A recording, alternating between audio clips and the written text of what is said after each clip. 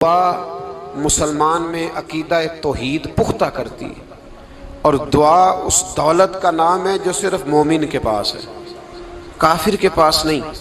نبی پاک علیہ السلام نے فرمایا الدعاء صلاح المومن، دعا مومن کا ہتھیار ہے، کافر کے پاس یہ ہتھیار نہیں ہے۔ مومن جب اپنے مالک کے حضور دعا مانگتا ہے نا، دنیا میں آپ کسی سے زیادہ مانگے تو وہ ناراض ہو جاتا ہے، وہ کہتا ہے بھائی تو نے تو کام بنا لیا ہے، کل بھی دیا تھا، پرسوں بھی دیا تھا، روز روز تجھے کون دے؟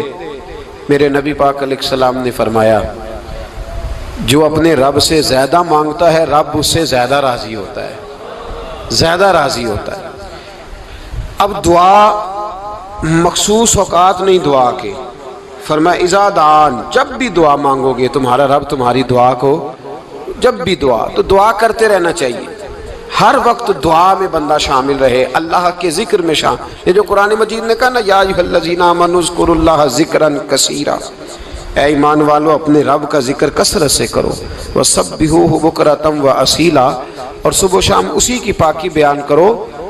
تو اس سے مراد یہ نہیں ہے کہ تسبیح لے کے سارا دن مسجد میں بیٹھے رہو اور کام کوئی نہ کرو، بلکہ اس کا مطلب یہ ہے کہ روٹی شروع کرو تو اللہ کے نام سے، اختتام کرو تو اللہ کے نام، سو جاؤ تو رب کا نام لے کے، سویرے اٹھو تو اللہ کا نام لے کے، جب تمہیں کوئی چیز اچھی لگے تو ماشاءاللہ کہو، جب کوئی مصیبت آئے تو کہو انا للہ و انا الیہ راجعون۔ تو سارا دن اللہ کا ذکر جاری رہے گا۔ نبی پاک صلی اللہ علیہ وسلم نے مسلمان کو ایک دوسرے سے ملنے کا طریقہ بتایا۔ مصیبت آئے تو کیا کہنا ہے؟ صرف فوت کی پہ نہیں کہنا، اس کی وضاحت کر دو۔ کوئی بھی الذین اذا اصابتہم مصیبہ، جب بھی کوئی مصیبت آئے اللہ کے بندے کہتے ہیں ہم اللہ کی طرف سے آئے ہیں اور اللہ کی طرف ہی ہم نے لوٹ جانا۔ تو میرے عزیز ہر وقت اللہ کا ذکر جاری رہے گا، ہر وقت زبان پہ رب کریم کا۔ دیکھیں نا نبی پاک علیہ السلام نے ہمیں ملاقات کا طریقہ بتایا۔ ایک صحابی آئے تو انہوں نے آ کے کہا السلام علیکم، نبی پاک علیہ السلام نے فرمایا رب تعالیٰ نے اسے 10 نیکیاں عطا فرمائی ہیں۔ دوسرے آئے تو انہوں نے کہا السلام علیکم ورحمۃ اللہ، تو محبوب فرمانے لگے، امام بہقی نے اس کو لکھا ہے، محبوب فرمانے لگے رب کریم نے اسے 20 نیکیاں عطا فرمائی۔ ایک اور آئے، عرض کیا السلام علیکم ورحمۃ اللہ وبرکاتہ، محبوب فرمانے لگے اللہ نے اسے 30 نیکیاں عطا فرمائی۔ اچھا اس کا مطلب کیا ہے؟ السلام علیکم، تم پر سلامتی ہو، سادہ ترجمہ یہ ہے کہ تم سلامت رہو، تم سلامت رہو، ورحمۃ اللہ وبرکاتہ، تم پر اللہ کی رحمت بھی ہو اور اس کی برکتیں بھی ہو۔ وہ کیا کہتا ہے؟ وہ کہتا ہے وعلیکم السلام، تم پر بھی سلامتی ہو، ورحمۃ اللہ وبرکاتہ، اللہ کی رحمت ہو اور اس کی۔ یہ جو مسنون دعائیں ہیں نا جو حضور نے ہمیں دعائیں سکھائیں ہر موقع پہ، ان کا کمال دیکھیے۔ اب ایک مسلمان نے آتے کہا السلام علیکم، اس کا مطلب کیا ہے؟ تم پر۔ اب وہ جھگڑا کرے گا اسے مارے گا، اس کا مال چھینے گا؟ اس نے تو آتے ہی کہا ہے تم پر سلامتی ہو۔ تو جو سلامتی کی دعا دینے والے ہیں وہ جیب تھوڑی کاٹیں گے، وہ غبن تھوڑی کریں گے، ڈاکہ تھوڑا ڈالیں گے۔ اسلام نے لفظ ہی وہ سکھایا ہے کہ فرمایا جب تم نے ملنا ہے تو تم نے دعائیں کرنی ہیں ایک دوسرے کے لیے۔ اب ہمارے ہاں نئے نئے لفظ آ گئے، ٹیلی فون اٹھایا تو کہا ہیلو، اس کا کیا ترجمہ ہے؟ کون ہے؟ اس کا کیا ترجمہ ہے؟ جی جناب، اس کا کیا مطلب؟ ہم نے دیکھا بڑے بڑے سمجھدار لوگ السلام علیکم کی بجائے کہتے ہیں کیا حال ہے؟ بھئی کیا عجیب بات ہے، بھئی کیا حال ہے کا کیا مطلب ہوا؟ وہ بعد میں کرنے کی بات ہے۔ اور کچھ تھوڑا سا جو ادیب ہیں، جو بیچارے حروف کے پیچ و تاب میں رہتے ہیں، وہ کہتے ہیں آداب عرض ہے۔ وہ کیا ہوتا ہے جی؟ اسلام نے دعا سکھائی ہے السلام علیکم، یہ کتنی خوبصورت دعا ہے۔ جب آپ گھر کے اندر داخل ہوئے تو آپ نے دعا دی السلام علیکم، یہ دعا دی آپ۔ ایک صحابی حاضر خدمت ہوئے، عرض کی یا رسول اللہ صلی اللہ علیہ وسلم میرے گھر میں غربت رہتی ہے، کیا کروں؟ نبی پاک علیہ السلام نے فرمایا جب بھی گھر جایا کرنا گھر والوں سے سلام لیا کر، گھر والوں سے کیا کہا کر؟ السلام علیکم، جب بھی گھر جائے۔ یعنی گھر آیا، اب گھر والوں نے بتایا کہ ماچس کی ڈبیا تو لے آؤ، اب یہ دکان کونے پہ تھی گھر والے پہ، وہاں سے ماچس کی ڈبیا لے کے واپس گیا تو کہنے لگا السلام علیکم. پھر گھر والوں نے کہا ہو بتانا یاد ہی نہیں رہا، چینی بھی ختم ہو گئی ہے. تو یہ پھر گیا چینی لینے، لوٹ کے آیا تو کیا کہا؟ جب اللہ چاہتا ہے تو کہے، جب اللہ کے رسول چاہتے ہیں تو کہے. اس کا ترجمہ یہ ہے کہ تو کہہ، تو سلام لے. اللہ رسول چاہ رہے ہیں کہ تو سلام لے تاکہ تیرے گھر میں سلامتیاں ڈال دی جائیں. تو فرمایا سلام لینی ہے تو نے، اور ساتھ تو نے اس طرح کرنا ہے کہ 3 دفعہ سورۃ اخلاص کو پڑھنا ہے. امام قرطبی نے اس کو لکھا ہے. اس نے کہا حضور غربت بڑی ہے. غربت بڑی ہے تو کہ وظیفہ بتائیں. فرمایا جب بھی گھر جاؤ سلام لو اور 3 دفعہ سورۃ اخلاص پڑھو. وہ صحابی کہتے ہیں میں پکا ہو گیا. اب وہ کچھ دنوں کے بعد، کچھ عرصے کے بعد، کچھ مہینوں کے بعد واپس آئے تو صحابہ کرام علیہم رضوان فرماتے ہیں ہماری خواہش تھی کہ یہ کچھ بیان کرے، اب بتائے جو وظیفہ لے کے گیا تھا اس کا رزلٹ کیا نکلا. کہتے اس نے بڑی حیرت انگیز بات کی، حیرت انگیز عجیب انداز میں. کچھ لوگوں کا دل ہوتا ہے نا کہ مجھے ملے میرے پڑوسی کو نہ ملے، اور کچھ کا دل ہوتا ہے یار مجھے بھی ملا ہے اور الحمدللہ میرے پڑوسی کو ملا ہے. تو صحابی جب حاضر ہوئے تو صحابہ کہتے ہیں ہمیں تجسس تھا کہ یہ کچھ بتائیں. تو حضور نے فرمایا کیا حال ہے تیرا؟ کہا یا رسول اللہ کمال ہی ہو گئی ہے حضور، میں جب بھی گھر جاتا ہوں سلام لیتا ہوں اور 3 دفعہ سورۃ اخلاص پڑھتا ہوں. میں تو امیر ہو ہی گیا ہوں، میرے تو ہمسائے بھی امیر ہو گئے. کتنا پیارا ہے یہ جملہ، کتنا حسن ہے. اتنا اچھا لفظ کسی اور کے پاس ہے ہی نہیں جو الفاظ ہمیں ہمارے رسول نے عطا فرمایا. اس کو اپنائیے، اس کو اپنائیے. یہ الگ بات ہے کہ لوگ مطلب کے لیے سلوٹ کر لیتے ہیں بڑا سارا، لیکن مطلب کے لیے نہیں. جس کو جانے اس سے بھی سلام لیں، جس مسلمان کو نہیں جانتے اس سے بھی. تو نبی پاک نے ہمیں مسنون دعائیں سکھائیں. رات کو جب سونے لگیں اللہ کے رسول صلی اللہ علیہ وسلم نے ہمیں دعا سکھائی. حضور نے فرمایا جب سونے لگو تو مسلم شریف میں فرمایا تم نے یہ دعا پڑھنی، اللہم باسمک اموت و احیا. تم نے کہنا اے اللہ میں تیرے نام پر مرتا ہوں اور تیرے نام پر جیتا ہوں. نبی پاک صلی اللہ علیہ وسلم نے ایک حدیث میں فرمایا کہ یہ جو نیند ہے نا یہ موت کی چھوٹی بہن ہے، یہ موت کا ایک حصہ ہے. جس طرح انسان سو جائے تو کوئی خبر نہیں ہوتی کیا ہو رہا ہے، بالکل وہ اٹھا ہے تو اس نے کہا ہو یہ کیا ہوا. سو جاتا ہے نا آدمی، اسے خبر نہیں ہوتی. اوہو میں نے تو 11 بجے اٹھنا تھا، یہ تو 3 بج گئے. اب اسے خبر نہ رہی. سوتے ہوئے لوگ چوری کر لیتے ہیں، بلکہ اس طرح بھی ہوتا ہے کہ آدمی نے گکھڑ اترنا تھا، وہ پنڈی سے آ رہا تھا لیکن وہ سویا ہوا تھا. آنکھ تب کھلی جب کاموں کی آ گیا تھا.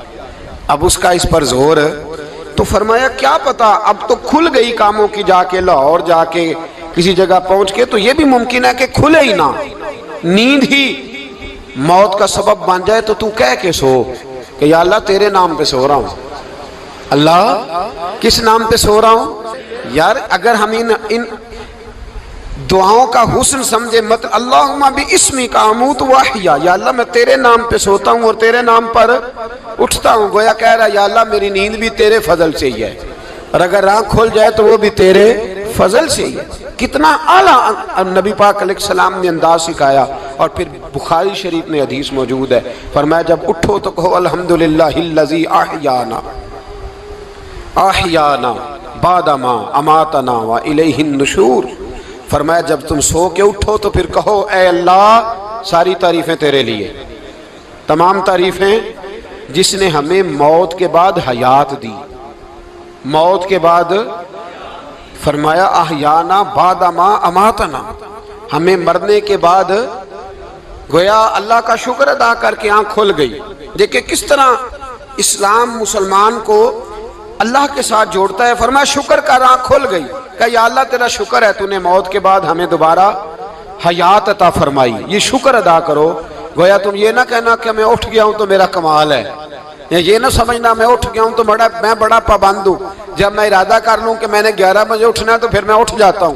یہ نہ کہنا کہ یہ الارم بڑا اچھا ہے، یہ مجھے اٹھا لیتا ہے. ذہن کے اندر خیال کر کہ نیند تو موت کی طرح تھی، یہ جو میں اٹھ گیا ہوں تو اپنے رب کے فضل سے اٹھا ہوں. جو میں اٹھ گیا ہوں، جو ابھی اٹھے ہیں وہ تو بول دینا کم از کم کہ میں اپنے رب کے فضل سے اٹھ گیا. تو دعا سکھائی. پھر دیکھیے نبی پاک صلی اللہ علیہ وسلم نے فرمایا جب تم بیت الخلاء میں جاتے ہو نا، واش روم میں جاتے ہو، تو گندی چیزیں ہوتی ہیں وہاں، شیطان ہوتے ہیں، جنات ہوتے ہیں، یہ گندگی پہ ہوتے ہیں۔ جب تم واش روم جاؤ، بیت الخلاء جائے، تب بھی دعا مانگو۔ کیا دعا مانگو؟ وہ دعا بھی نبی پاک صلی اللہ علیہ وسلم نے ہمیں تعلیم فرمائی اور بخاری میں ہے، کہا پڑھا کرو، اللہم انی اعوذ بک من الخبث والخبائث۔ کہو اے اللہ، ناپاک چیزوں سے میں تیری پناہ مانگتا ہوں، وہ نر ہوں یا مادہ ہوں۔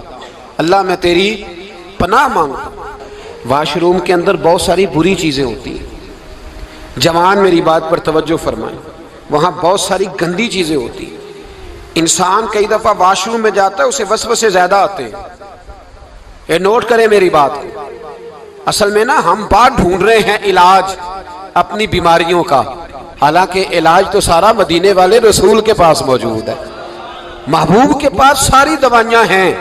تو نبی پاک علیہ السلام دیکھیں نا، انسان واش روم میں جاتا ہے، اسے وسوسے آتے، برے خیالات آتے، وہ گناہ کی طرف کئی دفعہ مائل ہوتا ہے، تو کہا تو دعا پڑھ کے جا، اللہم انی اعوذ بک، یا اللہ میں تیری پناہ مانگتا ہوں، من الخبث والخبائث، ہر خبیث اور بری چیز سے میں تیری پناہ مانگتا ہوں، وہ نر ہو یا یار۔ کتنا عظیم دین ہے، کتنا عظیم میرے مصطفیٰ کریم کا وہ والا دین ہے۔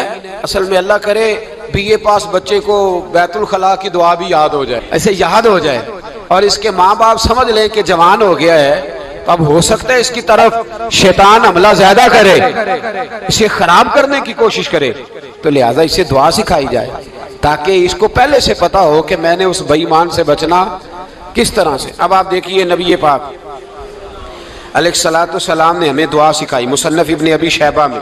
کون سی دعا؟ واش روم سے نکلنے کی۔ اللہ اکبر، بڑی زبردست دعا ہے، بڑی زبردست۔ آپ یقین کریں اس ایک ایک دعا پر ایک ایک پورا بیان ہو سکتا ہے، ایک ایک۔ یہ اس لیے نہیں میں کہہ رہا کہ میں کوئی عالم فاضل آدمی ہوں، آپ کہیں گے کہ بتا رہے ہیں میں بڑا پڑھا لکھا ہوں، صرف یہ عرض کر رہا ہوں کہ اس کے فوائد پر، ثمرات پر جو اللہ تبارک و تعالی امت کو دیتا ہے، ان دعاؤں کی جو فضیلت حدیثوں میں آئی ہے، اور پھر جو اس کے فوائد ہے، اور اس پر بات کروں تو ایک دعا تقاضا کرتی ہے کہ اس پر پورا ایک لیکچر ہونا چاہیے۔ دیکھیے آپ واش روم سے نکلے، دعا کیا ہے؟ دعا کے لفظ کیا؟ الحمدللہ الذی، ایک حدیث میں لفظ ہے غفرانک، غفرانک، اے اللہ میں تجھ سے بخشش چاہتا ہوں۔ اور جو مشہور اور معروف ہے، مصنف ابن ابی شیبہ کی روایت، فرمایا الحمدللہ الذی اذھب عنی العذا وعافانی، فرمایا اے اللہ تیرا شکر ہے۔ واش روم سے نکلا ہے تو کہہ رہا ہے یا اللہ تیرا شکر ہے، تو نے مجھ سے اذیت دور کی، وعافانی، اور تو نے مجھے عافیت عطا کر دی، اذیت دور کر دی اور عافیت۔ بولیے، واش روم سے نکلا ہے تو کیا کہتا ہے؟ یا اللہ تیرا شکر ہے، تو نے مجھ سے اذیت دور کر دی اور مجھے عافیت۔ ڈاکٹر حکیم ہومیوپیتھک ایک چیز پر متفق کم ہوتے ہیں، پتہ ہے نا آپ کو، لیکن اس بات پر سب کا اتفاق ہے کہ اگر کسی کو قبض ہو جائے نا تو شاید 70 یا 72 بیماریاں لگ جاتی ہیں اس کو۔ اور جب آدمی کو قبض ہوتی ہے نا، پیٹ کے اندر فضلہ جم جاتا ہے، خارج نہیں ہوتا، اس کو اعصاب کی بیماری ہوتی ہے، اس کے ذہن پر اثر ہوتا ہے اس چیز کا۔ آپ یہ مت سمجھیں کہ کھانا کھانا ہی ایک کمال ہے، اللہ نے یہ بھی نعمت بنائی ہے کہ کھانا جب خارج ہوتا ہے تو وہ بھی اللہ کا بہت بڑا احسان ہے۔ تو فرمایا تو سمجھا ہی نہیں، اگر تجھے قبض ہو جاتی، تیرے پیٹ کے اندر وہ چیز جم جاتی، تیرے لیے کتنی تکلیف کا باعث تھی۔ ان لوگوں سے پوچھئے جو اس کے بیمار ہیں، اس کے مریض ہیں، وہ کتنی تکلیف میں رہتے ہیں، سر میں درد ہوتا ہے، سر چکراتے ہیں۔ ایک بہت بڑا روڈ ایکسیڈنٹ ہوا تو ڈرائیور سے لوگوں نے پوچھا کہ مسئلہ کیا ہے، تو کہنے لگا میں قبض کا مریض ہوں، تو میں کھانا کھا لیتا ہوں تو میرے ذہن پر وہ اس قدر زیادہ گیس کا غلبہ ہوتا ہے کہ میں سخت تکلیف میں ہوں۔ نبی پاک علیہ السلام نے ہمیں سمجھایا اور بتایا کہ سمجھ لو یارو، کھانا کھانے کی نعمت تو اللہ نے تمہیں عطا فرمائی ہے، لیکن کھانا کھانے کے بعد اس کا اخراج بھی اللہ کی بہت بڑی نعمت ہے، تو اللہ کا شکر ادا کرو۔ پھر جب آپ گھر سے نکلیں گے تو بھی اس کی دعا ارشاد فرمائی، بسم اللہ توکلت علی اللہ، اللہ کے نام سے گھر سے نکلتا ہوں اور میں نے بھروسہ بھی اللہ کے نام پہ کیا۔ جب گھر سے نکلیں تو کس کے نام پہ بھروسہ کریں؟ بولیے حضرت رابعہ بصریہ رحمت اللہ علیہا، آپ تشریف لے گئیں حج کرنے، جس دن واپس آئیں اپنا اونٹ کہہ گئیں جاتی دفعہ، کہنے لگی اللہ میں تیرے حوالے کر کے جا رہی ہوں اور بسم اللہ توکلت علی اللہ، بھروسہ بھی تیری ذات پہ۔ جس دن واپس آئی نا اسی دن کسی نے بتایا کہ اماں آج ہی تیرا اونٹ مر گیا ہے، تو اونٹ کے سرانے کھڑی ہو کے کہنے لگی مولا میں تو تیرے نام پہ تیرے پہ بھروسہ کر کے گئی تھی، تیرے حوالے، میں تو تیرے گھر گئی تھی۔ تو لوگ کہتے ہیں اماں کے منہ سے لفظ نکلے تو اونٹ زندہ ہو کے کھڑا ہو گیا، کھڑا ہو گیا وہ۔ تو اماں کہنے لگی نہیں تمہیں ہی غلطی لگی ہے، مرا ہی نہیں تھا، پہلے سے ہی موجود تھا، گویا اپنی کرامت بھی نہیں ظاہر ہونے دی۔ تو بھائی گھر سے نکلیں تو کس لفظ پر کہ یا اللہ میں تیرے بھروسے پہ نکل رہا ہوں، میں اس کے دو فائدے ہوں گے، ایک تو آپ اللہ کی امان میں جا رہے ہیں، اللہ کی امان میں آ رہے ہیں، اور دوسرا جس گھر کو آپ چھوڑ کے جا رہے ہیں اسے بھی اللہ کی امان میں دے کے جا رہے ہیں۔ تو کتنا لذت والی دعا ہے جو نبی کریم علیہ السلام نے ہمیں سکھائی۔ اب ذرا حدیث سنیں خوش ہو کے، دیکھیں حضور نے دعا سکھائی، فرمایا جب دیکھ لو نا کسی کو ہنستا ہوا، کیا کرتا ہوا؟ ماشاءاللہ آپ تو ہنسنے لگے۔ جب کسی کو ہنستا ہوا دیکھو تو کہا کرو اضحک اللہ سنک، یہ دعا یہ بخاری ہے، فرمایا دعا مانگا کرو جب کسی مومن کو ہنستے ہوئے دیکھو تو دعا مانگو اضحک اللہ سنک، اللہ تجھے ہنستا ہی رکھے، اللہ تجھے، بولیے جل نہ جایا کرو کہ میں پریشان ہوں تو یہ ہنس کیوں رہا ہے، جھلا نہ کرو، بلکہ کیا کہا کرو اللہ تجھے ہنستا رکھے، اللہ تجھے۔ نبی پاک صلی اللہ تعالی علیہ وآلہ وسلم نے فرمایا، ترمذی میں حضرت اسامہ بن زید رضی اللہ تعالیٰ عنہ سے حدیث مروی ہے، حضور نے فرمایا جس نے کسی کے ساتھ احسان کیا اور جس پر احسان کیا، اگر اس نے یہ دعا پڑھ دی نا جزاک اللہ خیرہ، تو فرمایا اس نے اللہ کی بھی پوری حمد کر دی اور محسن کا صحیح شکریہ بھی ادا کر دیا۔ کیا کہنا ہے؟ جزاک اللہ، اللہ تجھے بہترین جزا عطا کرے۔ اس کا ترجمہ کیا ہے؟ اللہ تجھے بہترین، کیونکہ حضور فرماتے ہیں من لم یشکر الناس ولم یشکر اللہ، جس نے بندوں کا شکریہ ادا نہیں کیا اس نے اللہ کا بھی شکریہ ادا نہیں کرنا۔ تو کیا کہنا چاہیے؟ جزاک اللہ خیرہ۔ اور اگر اماں کہتی ہو بچوں کو انگریزی سکھانی ہے تو کیا کہنا ہے پھر؟ شکریہ ادا کرنے میں کیا کہنا ہے؟ Thanks, thank you. او خدا کے اس کا ثواب کتنا ہے؟ بولے انگریزی ایک زبان ہے، اس کو زبان ہی رہنے دیں گے۔